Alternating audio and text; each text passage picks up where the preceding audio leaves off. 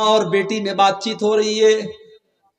اس گھر میں دودھ کا کاروبار ہوتا تھا. ماں اپنی بیٹی سے کہہ رہی ہے کہ بیٹی جلدی سے اٹھ کر کے دودھ میں پانی ملا دے, صبح ہم کو دودھ بیچنے جانا ہے. بیٹی کہتی امی جان آپ نے سنا نہیں, امیر المومنین حضرت عمر فاروق کا آرڈیننس آیا ہے, ان کا قانون آیا ہے, ان کی طرف سے یہ اعلان آیا ہے کہ دودھ میں پانی ملانا جرم ہے, اپرادھ ہے اور اس کی سزا ملے گی. ماں نے کہا بیٹا رات کا سناٹا ہے, عمر اپنے گھر میں آرام سے لیٹا ہوگا, تو کیا عمر کی بات کر رہی ہے, جلدی سے اٹھ کے دودھ میں پانی ملا دے, بحث مت کر, صبح ہم کو دودھ بیچنے جانا ہے. ماں نے یہ جواب دیا. بیٹی کہتی امی جان آپ نے بالکل صحیح کہا, حضرت عمر فاروق تو اپنے گھر میں آرام سے سو رہے ہوں گے. اے امی جان مجھے بس ایک سوال کا جواب دے دیجئے, اگر عمر ہم کو نہیں دیکھ پا رہے ہیں فَرَبُّ عُمَرَ يَرَانَا, عمر کا رب تو ہم کو دیکھ رہا ہے, عمر نہیں دیکھ رہا ہے, عمر کا رب تو دیکھ رہا ہے. امی جان کل اللہ کی بارگاہ میں جب اللہ ہم سے پوچھے گا اور آپ سے پوچھے گا کہ تو میرے بندوں کو شدھ اور اصلی دودھ کے نام پر ملاوٹی دودھ بیچتی تھی, امی جان ہم کیا جواب دیں گے؟ امی جان یہ کام آپ مجھ سے مت کروائیے, اگر عمر نہیں دیکھ رہا ہے تو عمر کا رب ہم کو دیکھ رہا ہے. ماں خاموش ہو گئی, ماں چپ ہو گئی. حضرت عمر نے مکان کا نمبر نوٹ کر لیا, مکان کا نمبر نوٹ کر لیا, مکان کا لوکیشن نوٹ کر لیا. اگلے دن صبح اپنے سارے بچوں کو بلایا, اور اس پر غور کرنا, رشتہ کرنے جاتی ہے جب ہماری مائیں اور بہنیں تو ان کو اپنے لنگور جیسے بیٹے کے لیے حور پہلے تلاش ہوتی ہے. لڑکا بیچارہ جتنا بھی لنگور ہو لیکن اس کے لیے حور چاہیے, خوبصورت بہو چاہیے. دینداری کون دیکھتا ہے بھائی؟ کتنی غریب بیٹیاں ہیں بیچاری جو عالمہ ہیں, دیندار ہیں, عزت دار گھرانے کی ہیں, مگر ان کے باپ کے پاس اپنے داماد کو دینے کے لیے 2 لاکھ 3 لاکھ کیش نہیں ہے, 4 ویلر اور 2 ویلر دینے کی طاقت نہیں ہے. غریب باپ کی بیٹیاں آج جوانی کی دہلیز کو پار کر رہی ہیں. کیوں؟ کیونکہ ہم جب رشتہ دیکھنے جاتے ہیں اور رشتہ کرنے جاتے ہیں تو ہماری نظر پہلے دولت پر ہوتی ہے, خوبصورتی پر ہوتی ہے. میرے بھائیوں جب ہم نے رشتے کی شروعات ہی دینداری پر نہیں کی ہے تو پھر اگر گھر کو بگاڑنے والی بہو آتی ہے, ساس سے جھگڑا کرنے والی بہو آتی ہے اور شوہر پر حکم چلانے والی بہو آتی ہے تو ہمیں حیرت نہیں کرنا چاہیے. ہم اگر ببول کا پیڑ بوئیں گے تو آم نہیں نکلے گا, ہم نے آم کا پیڑ ہی نہیں بویا, ہم نے بویا ببول کا پیڑ ہے تو آم کہاں سے نکلے گا. ہم نے بنیاد ہی غلط رکھی ہے, ہم نے رشتے کی بنیاد کیا رکھی. حضرت عمر فاروق اپنے گھر میں اپنے بچوں کو بلاتے ہیں. میرے بچوں میں کل رات میں لڑکی کی آواز سن کے آیا ہوں, مجھ کو نہیں پتا کہ وہ لڑکی خوبصورت ہے کہ نہیں ہے, مجھ کو یہ بھی نہیں پتا اس لڑکی کا خاندان کیسا ہے, مجھ کو یہ بھی نہیں پتا کہ اس لڑکی کی تعلیم کتنی, وہ کتنی پڑھی لکھی ہے, مگر مجھے اتنا ضرور پتا ہے کہ وہ لڑکی دیندار ہے, وہ اللہ سے ڈرنے والی اور اللہ سے خوف کھانے والی, اور اللہ کا خوف اس کے دل میں ہے. میرے بچوں میں اس لڑکی سے مل کر اس لڑکی کی آواز سن کر کے آیا ہوں جو اپنی ماں سے کہتی ہے کہ اگر عمر نہیں دیکھ رہا ہے تو عمر کا رب ہم کو دیکھ رہا ہے, اور میں اس لڑکی کو اپنے گھر کی بہو بنانا چاہتا ہوں. اب تم بتاؤ تمہیں کون اس سے شادی کرے گا؟ آج کے دور کے لڑکے ہوتے تو کہتے کہ اچھا آپ نے بس آواز سن لی اور ہم شادی کر لیں, اتنا آسان کام سمجھ رکھا ہے آپ نے. آج کل تو ماشاءاللہ شادی کے پہلے جب تک رات بھر بات نہ ہو تب تک شادی نہیں ہوتی. ہمارے پاس لوگ سوال کرتے ہیں مولوی صاحب منگیتر سے بات کرنا کیسا ہے؟ اب موبائل سب کے پاس آ گیا بھائی, یہاں تو رشتہ لگتا ہے لوگ فوراً موبائل نمبر مانگ لیتے ہیں لڑکی کا, بات چیت شروع کر دیتے ہیں, اور کچھ تو اس حد تک چلے جاتے ہیں کہ اللہ معاف کرے, وہ یہ سمجھتے ہیں بس منگنی ہو گئی, رشتہ لگ گیا, اب مجھے سارے ادھیکار حاصل ہو گئے. معاف کیجئے, منگیتر آپ کے لیے غیر محرم ہے. جب تک نکاح نہ ہو جائے آپ کے لیے غیر ضروری اس سے بات کرنا. بھئی کبھی کوئی ضرورت پڑ گئی, کوئی بات پڑ گئی, آپ نے بات کر لیا, آپ رات پر موبائل سے چپکے ہوئے ہیں اور پیار محبت کی باتیں ہو رہی ہیں, پھر ملاقات بھی ہو رہی ہے اور آپ بالکل بیوی کی طرح اس سے ٹریٹ کر رہے ہیں, یہ حرام ہے اور یہ زناکاری اور بدکاری کو دعوت دینے والی چیز ہے. معاف کیجئے میرے بھائی, منگنی کر دینے سے وہ لڑکی آپ کے لیے جائز نہیں ہو جاتی. جب تک نکاح نہ ہو جائے تب تک وہ آپ کے لیے جائز نہیں. تو آج کا نوجوان ہوتا تو کہتا کہ ارے آپ نے ایک آواز سنی اور ہم شادی کر لیں، کوئی تیار نہ ہوتا۔ مگر حضرت عمر کے بیٹے حضرت عاصم نے کہا اے ابا جان، اگر آپ نے دیکھا ہے کہ وہ لڑکی دیندار ہے، شکل و صورت سے اور اس کے خاندان سے اور اس کی دولت سے مجھے کوئی مطلب نہیں، اگر واقعی میں وہ دیندار ہے اور ایمان والی ہے اور تقوی والی ہے تو ابا جان میں اس سے نکاح کرنے کے لیے تیار ہوں۔ اور حضرت عمر کی بہو بن کر کے وہ عورت آتی ہے، اور میرے بھائیوں جب گھر میں دیندار عورت آتی ہے تب گھر کو چار چاند لگ جاتے ہیں۔ وہ عورت حضرت عمر کی بہو بنتی ہے، اور پھر اسی عورت کی نسل سے آگے چل کر کے اللہ کا ایک نیک بندہ پیدا ہوتا ہے جسے دنیا عمر بن عبدالعزیز کہتی ہے، اور حضرت عمر فاروق کا ان کا دوسرا روپ دنیا کہتی ہے کہ دوسرا عمر دنیا کو اگر ملا تو عمر بن عبدالعزیز کی شکل میں ملا۔ میرے بھائیوں جب نیک اور دیندار بیوی گھر میں آتی ہے تو گھر کو چار چاند لگ جاتا ہے۔ اسی لیے اللہ کے نبی سے پوچھا گیا کہ سب سے بہترین عورت کون سی ہے، سب سے اچھی عورت کون سی ہے؟ آپ نے فرمایا التی تسرہ اذا نظر، جب شوہر دیکھے تو خوش ہو جائے۔ بہترین عورت وہ ہے کہ شوہر دیکھے تو خوش ہو جائے۔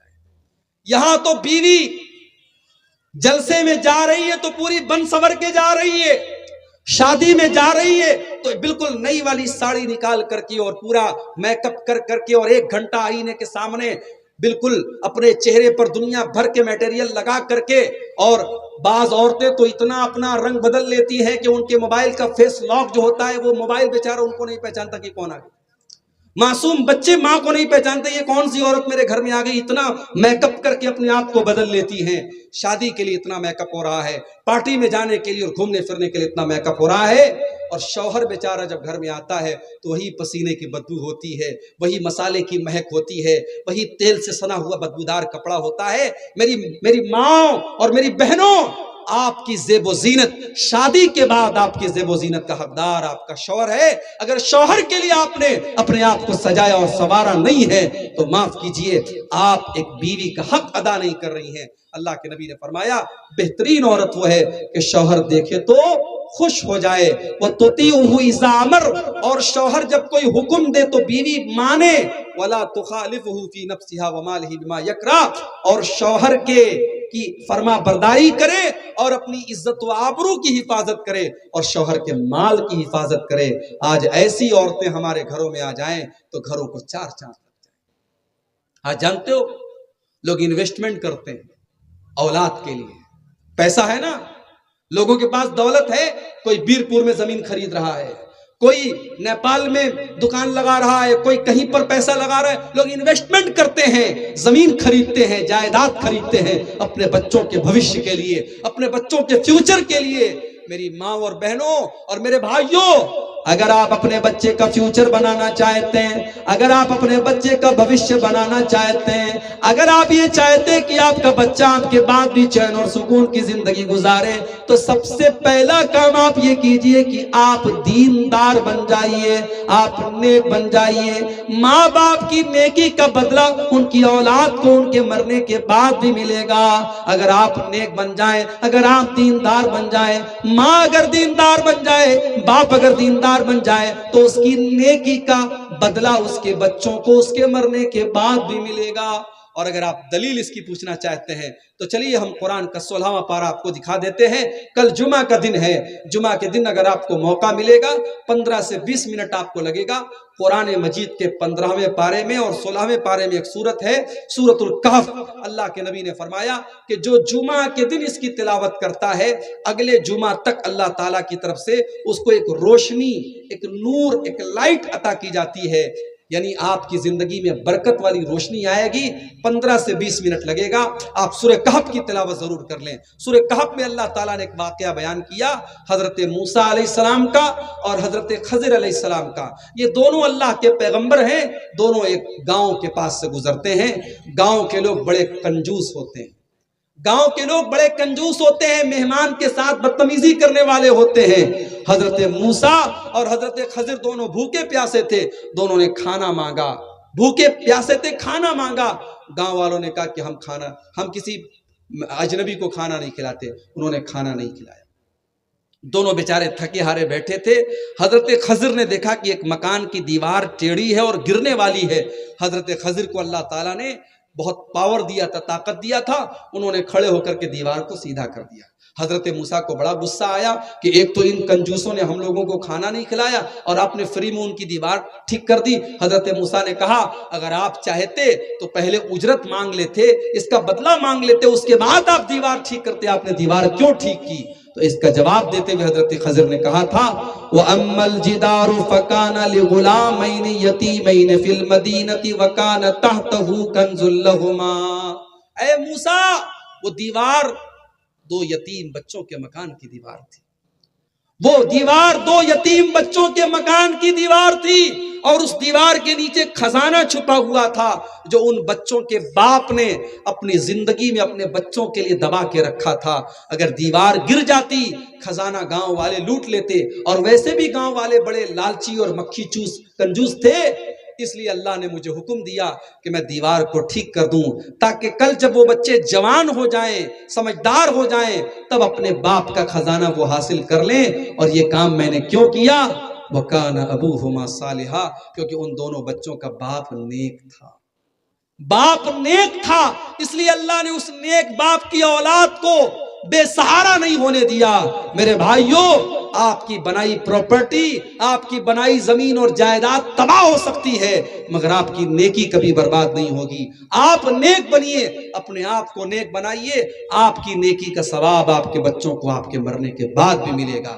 آج کتنے لوگ ہیں اولاد کو اس لائق بھی نہیں بنایا، اولاد کو اتنا بھی نہیں پڑھایا اور لکھایا اور اس لائق بھی نہیں بنایا کہ ان کے مرنے کے بعد ان کی جنازے کی نماز ان کی اولاد پڑھا سکے. میرے بھائیوں، ایسی اولاد سے تو بے اولاد بہتر ہے. جو اولاد کل کھڑے ہو کر کے آپ کی لاش پر کھڑے ہو کر کے جنازے کی نماز نہ پڑھ سکے، ایسی اولاد کا کیا مطلب ہے؟ اپنی اولاد کو نیک اور دیندار بناؤ.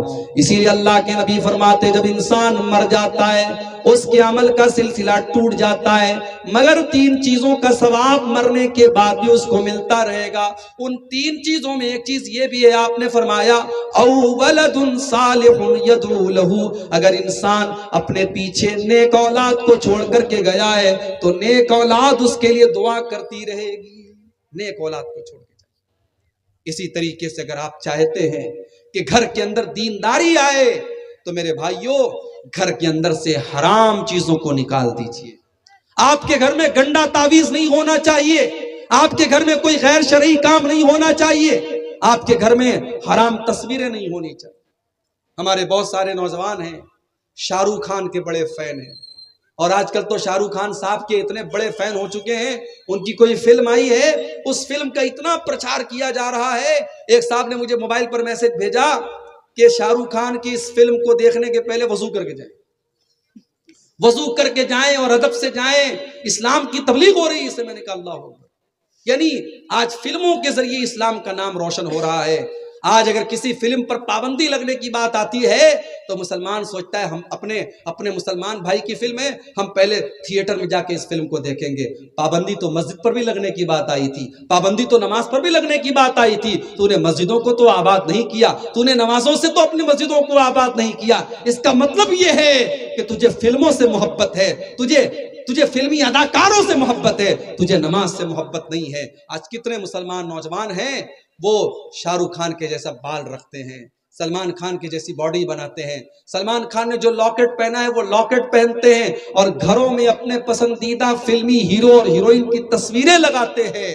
میرے بھائیوں، اگر گھر کے اندر برکت چاہیے، اگر گھر کے اندر رحمت چاہیے تو گھر کے اندر سے ان تمام فضول چیزوں کو آپ نکال دیں. تصویروں کے معاملے میں بھی میں اکثر یہ کہتا ہوں کہ جہاں ضرورت نہ ہو بلا ضرورت، آج کتنی مسلمان لڑکیاں ہیں وہ آپس میں فوٹو لیتی ہیں، اس کے بعد اسٹیٹس پہ لگاتی ہیں یا اپنی سہیلیوں کو بھیجتی ہیں. معاف کیجئے، مردوں کے لیے تو ایک حد تک ضرورت تک فوٹو کھینچنے کی اور فوٹو رکھنے کی گنجائش بنتی بھی ہے، لیکن عورتیں اگر اپنی تصویریں لے رہی ہیں اور وہ تصویریں اپنی سہیلیوں کو اور اپنے رشتہ داروں کو بھیج رہی ہیں، اور اس بات کا ڈر ہے کہ وہ تصویریں دوسرے غیر محرم مرد بھی دیکھ سکتے ہیں، تو یہ بہت بڑی بے حیائی ہے، اور اس سے ہمیں اور آپ کو بچنا چاہیے۔ اللہ نے قرآن میں فرمایا ان الذین یحبون ان تشیع الفاحشۃ فی الذین آمنوا لهم عذاب علیم فی الدنیا والآخرہ۔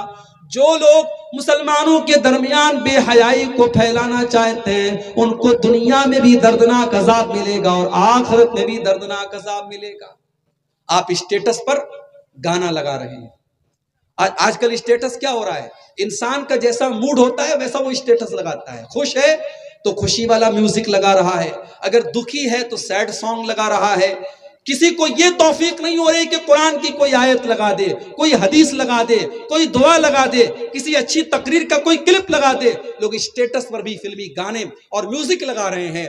میرے بھائیوں، یہ بات یاد رکھیے، برائی کرنا، برا کام کرنا یہ غلط ہے، لیکن برے کام کو شیئر کرنا اور بری چیز کو دوسروں تک پہنچانا یہ اور بھی برا کام ہے۔ اللہ کے نبی نے فرمایا اگر آپ کسی بھلائی کے بارے میں کسی کو بتاتے ہیں، کسی اچھی چیز کے بارے میں آپ بتاتے ہیں، اور آپ کے بتانے کی وجہ سے کوئی اس پر عمل کرتا ہے، تو جتنا عمل کرنے والے کو ثواب ملے گا آپ کو بھی اتنا ثواب ملے گا، اور اس کے ثواب میں کوئی کمی نہیں کی جائے گی۔ اگر آپ نے کسی کو کوئی غلط چیز بتا دی، اسٹیٹس پر آپ نے کوئی گانا لگا دیا اور آپ کے کسی دوست نے وہ گانا ڈاؤن لوڈ کیا، اس نے اپنے اسٹیٹس پر لگایا، پھر اس کے اسٹیٹس کو 100 لوگوں نے دیکھا، تو جہاں جہاں تک وہ گانا دیکھا جا رہا ہے آپ کو اس کی سزا ملتی رہے گی، آپ کو اس کا عذاب ملتا رہے گا، کیونکہ شروعات آپ نے کی تھی۔ اس لیے گناہ کی شروعات کرنے والے مت بنو میرے بھائی۔ اگر آپ نے خود کوئی گناہ کر لیا ہے اس کے ذمہ دار آپ اکیلے ہیں، مگر فیس بک پر آپ نے، انسٹاگرام پر آپ نے، واٹس ایپ پر آپ نے اس کو شیئر کر دیا، تو گناہ کو شیئر کرنا یہ اور بھی بڑا گناہ ہے۔ اس سے ہمیں اور آپ کو بچنا چاہیے۔ آج موبائل ضرورت کی چیز ہے، آج بہت سارے کام ہیں جو موبائل کے بغیر نہیں ہو سکتے۔ ہم یہ تو نہیں کہہ سکتے کہ اپنی لڑکیوں کو آپ موبائل مت دیجیے، اپنے لڑکوں کو آپ موبائل مت دیجیے، مگر موبائل کو